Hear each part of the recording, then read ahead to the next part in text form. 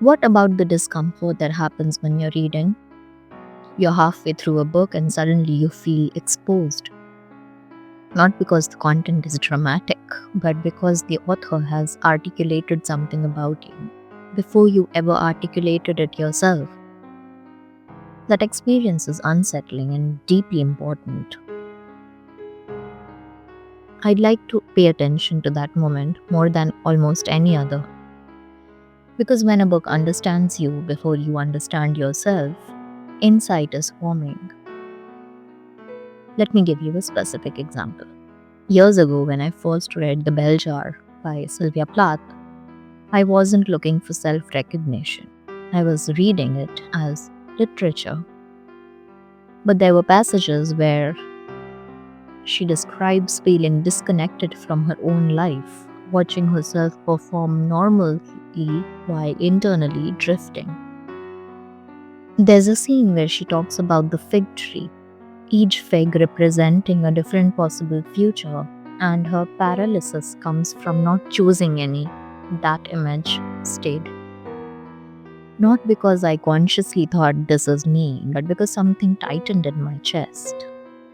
At that time in my life, I wouldn't have said I felt paralyzed. I would have said I was careful, or considering options, or waiting for clarity.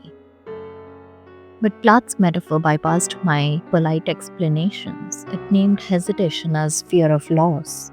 It revealed that indecision can sometimes be grief for paths not taken. The book understood my interior conflict before I did. That's identification.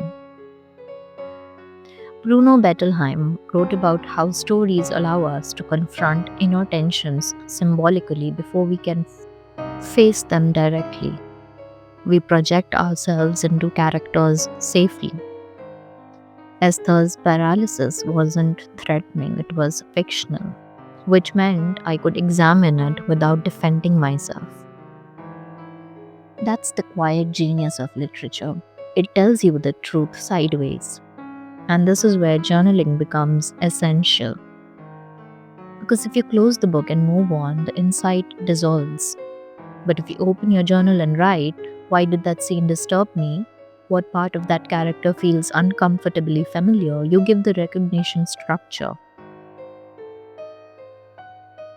When I journal after reading The Bell Jar, I didn't write an analysis. I wrote about my own fig tree.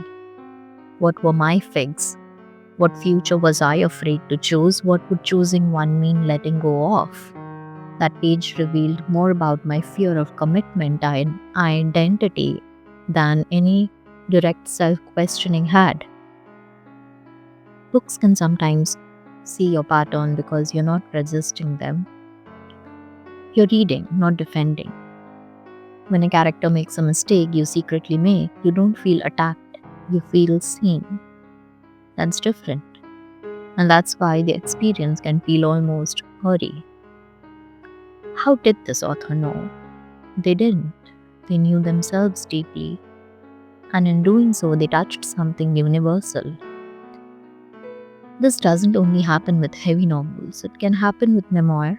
When you read My Story by Kamala Das, her radical honesty about desire and vulnerability unsettles many readers. Some feel admiration, some feel discomfort.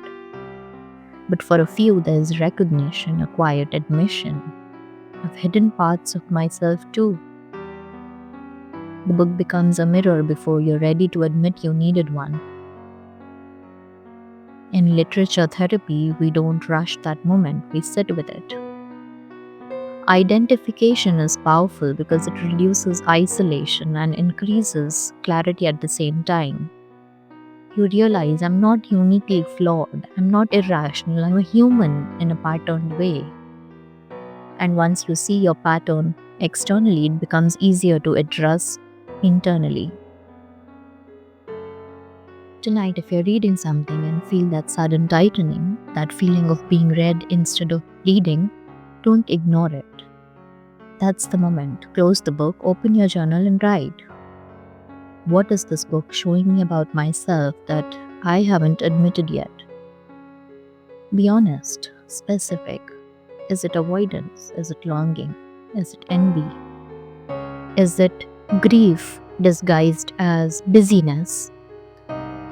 Books can articulate what your inner voice whispers but doesn't formalize. And when you catch that recognition and write it down, you move from passive identification to conscious insight. That's the shift. The book may understand you first, but your journal helps you understand yourself next. And that second step, the writing, is where change quietly begins. One page, one word. After the shock of recognition, and that's enough.